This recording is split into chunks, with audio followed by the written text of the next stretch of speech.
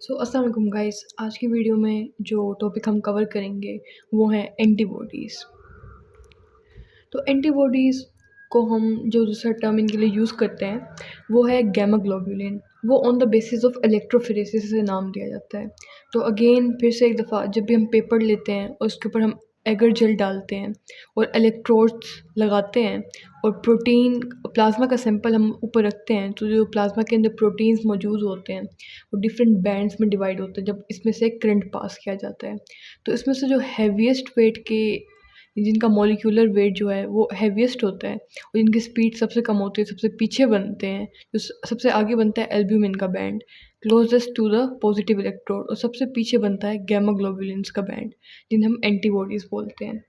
तो एंटीबॉडीज़ ऐसे प्रोटीन्स हैं, बेसिकली वाई शेप प्रोटीन्स हैं, जो कि प्राइमरीली आपके वाइट ब्लड सेल्स में बनते हैं। वाइट ब्लड सेल्स के हमें पता है कि बहुत से टाइप्स हैं, जैसे कि बेसोफिल्स, न्यूट्रोफिल्स, एसिनोफिल्स, इसके अलावा लिम्फोसाइट्स। लेकिन इनमें से प्राइमरीली जो बी लिम्फोसाइट्स हैं वो मैच्योर होकर बनाते हैं प्लाज्मा सेल्स, जो कि सिक्रीट करते हैं एंटीबॉडीज़ को। तो एंटीबॉडीज़ की सिक्रीशन में रोल है प्लाज्मा सेल्स का, जो कि बी लिम्फोसाइट्स हैं। अब ये जो एंटीबॉडीज़ हैं अपनी नेचर के अंदर तो प्रोटीन है, इनकी केमिकल कंपोजिशन प्रोटीन है। तो इसमें होता कुछ यूँ है कि ये वाई शेप्ड हैं और इनका जो चेन्स हैं वो 2 तरह की होती हैं। इनमें 2 हेवी चेन्स और 2 लाइट चेन्स मौजूद होती हैं। तो ये जो लाइट चेन्स हैं वो हेवी चेन्स के साथ डाइसल्फ़ाइड ब्रिजेस के ज़रिए जुड़ी होती हैं। 2 डाइसल्फ़ाइड ब्रिजेस 2 हेवी चेन्स को आपस में जोड़ते हैं, जबकि एक-एक डाइसल्फ़ाइड ब्रिज एक हेवी चेन को एक लाइट चेन से जोड़ता है। अगर हम इनकी टाइप्स की बात करें तो इन्हें 5 टाइप्स में डिवाइड किया गया है। आसानी के लिए आप याद कर लें गेम्ड, गेम डी, गेम्ड, IgG, IgA, IgM, IgE and IgD. इन 5 कैटेगरीज़ में डिवाइड किया जाता है, जिनमें से सबसे ज़्यादा आपके बॉडी के अंदर अबंडेंट है वो आईजीजी टाइप होती है, जो कि 75 टू 80% होती है टोटल एंटीबॉडीज़ का। जबकि आपकी बॉडी के अंदर जो सबसे पहले एंटीबॉडी बनती है वो होती है आईजीएम। अगर हम सबसे पहले सिर्फ आईजीजी पे बात करें और सबसे पहले अगर हम उसकी कोई एग्जांपल अपने आगे रख लें ताकि हमें उसे समझने में आसानी हो, तो उसके लिए आरएच एंटीबॉडी होगी। तो आरएच एक ब्लड ग्रुप सिस्टम है, जिस तरीके से एबीओ एक ब्लड ग्रुप सिस्टम है। तो एबीओ ब्लड ग्रुप सिस्टम के अंदर जो एंटीबॉडीज़ होती हैं उन्हें हम आईजीएम में कंसिडर करते हैं। तो एबीओ ब्लड ग्रुप सिस्टम की जो एंटीबॉडीज़ हैं वो यहाँ पे होती हैं। ये आईजीजी, अगर हम इस पे बात करें तो ये जो एंटीबॉडी है ये मोनोमेरिक यूनिट में होती है, जबकि जो आईजीए है वो डाइमेरिक होती है और आईजीएम पेंटामेरिक होती है। तो इसमें 5 मोनोमर्स शामिल होते हैं, जबकि आईजीई और आईजीडी ये दोनों भी मोनोमेरिक होती है नेचर में। आईजीजी जो होती है इसमें अपने छोटे साइज़ की वजह से कैपेसिटी या कैपेबिलिटी होती है कि प्लेसेंटा को पास करके फीटस में जा सके। इसलिए मदर की इम्यूनिटी जो है वो चाइल्ड में डिलीवर भी आईजीजी की वजह से होती है और इसी वजह से आरएच इनकम्पैटिबिलिटी ज़्यादा ख़तरनाक है as compare to ABO incompatibility in mother and child, जब जो मदर है वो प्रेग्नेंट होती है। इसकी वजह से जो आरएच एंटीबॉडीज़ हैं वो, अगर माँ आरएच नेगेटिव है और बच्चा जो इम्प्लांट हो गया वो आरएच पॉजिटिव है, तो माँ की जो आईजीजी एंटीबॉडी होती है आरएच सिस्टम की, वो प्लेसेंटा को क्रॉस करने की कैपेसिटी रखती है, तो फीटस के अंदर जाके उनके रेड ब्लड सेल्स को डिस्ट्रॉय करना स्टार्ट कर देती है और इस स्पेसिफिक कंडीशन को हम एरिथ्रोब्लास्टोसिस फेटालिस बोलते हैं।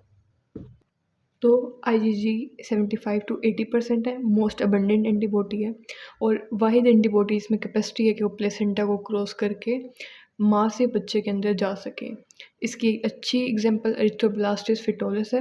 अब बिकॉज़ जब पहला बच्चा इम्प्लांट होता है, अगर फॉर एग्जांपल बच्चा आरएच पॉजिटिव ही है, लेकिन क्योंकि पहले बच्चे के केस में माँ के अंदर एज़ सच बच्चे के रेड ब्लड सेल्स एंटर नहीं होते, लेकिन जब बच्चा पैदा हो रहा होता है, चाइल्ड बर्थ हो रही होती है, तब जब प्लेसेंटा अलग होता है बच्चे से या अम्बिलिकल कॉर्ड से, तो फिर कुछ बच्चे के रेड ब्लड सेल्स माँ के सिस्टम के अंदर एंटर होते हैं।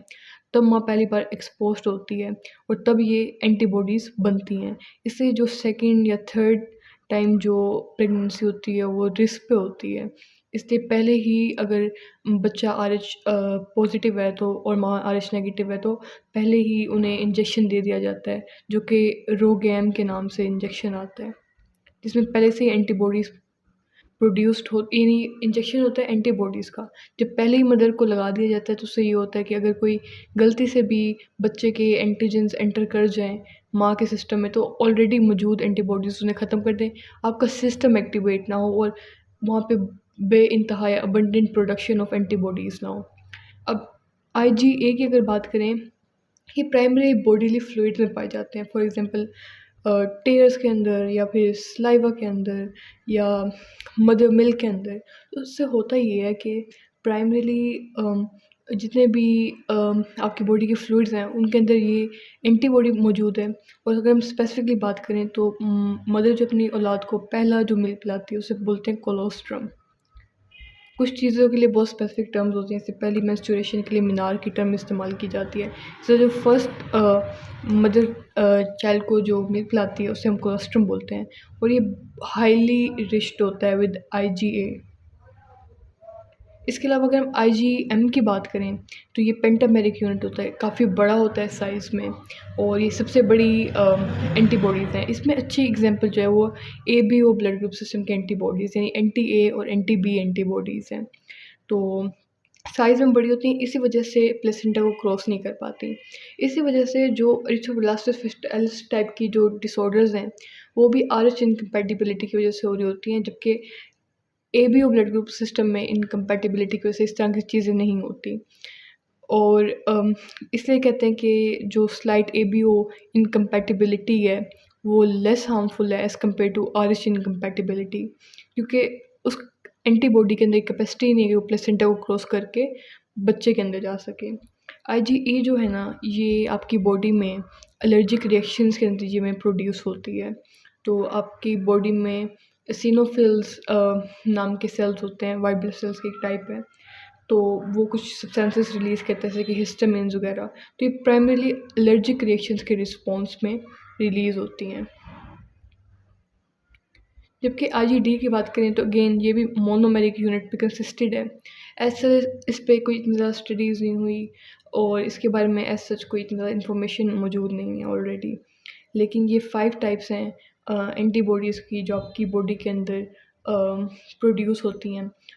अगर देखा जाए तो ओवरऑल ये टेस्ट में इस तरीके से मदद कर सकती हैं कि अगर किसी एंटीबॉडी के लेवल ज़्यादा हुए पड़े हैं, यानी कि आपकी बॉडी के अंदर गैमा जो ग्लोबुलिन उनकी कंसंट्रेशन ज़्यादा रिप्रेजेंट करते हैं कि बॉडी में कोई इन्फेक्शन हो सकता है और इनमें से किसी एक का लेवल ज़्यादा है तो फिर वो भी किसी चीज़ को इंडिकेट कर सकता है। फॉर एग्जांपल अगर आईजीई बहुत ज़्यादा हुआ है तो मतलब आपकी बॉडी में कोई एलर्जिक रिएक्शन हो रहा है, हिस्टामिन ज़्यादा रिलीज़ हो रही हैं या कोई इस तरीके से कोई फॉरेन पार्टिकल पेनिट्रेट कर चुका है। और इसके अलावा ये जो आपकी एंटीबॉडीज़ हैं ये कॉम्प्लीमेंट्री सिस्टम को जो होता है, कॉम्प्लीमेंट्री कैस्केड जो होता है उसे भी इनिशिएट कराती हैं। तो उसमें होता है कि कॉम्प्लीमेंट्री प्रोटीन्स बाहर से एंटर होने वाले पार्टिकल्स फॉरेन बैक्टीरिया वायरस को अटैक करते हैं और उसको उसकी ब्रेकडाउन कराते हैं, उसकी फेगोसाइटोसिस कराते हैं। उसके भी डिफरेंट तरीके होते हैं, जैसे ऑप्सिनाइजेशन या मैग कि उसमें वो इस तरीके से टनल बना देते हैं मेम्ब्रेन में, जिसकी वजह से उसका जितना भी अंदर का कंटेंट होता है सेल का, बैक्टीरियल सेल का या वायरस का, वो सारा लीक आउट करके बाहर आ जाता है, जिसकी वजह से सेल डेथ हो जाती है। इसी तरह कॉम्प्लीमेंट्री सिस्टम भी एंड पे जो मैक्रोफेजेस हैं उन्हें अपनी तरफ अट्रैक्ट करता है, उससे उनकी फेगोसाइटोसिस हो जाती है।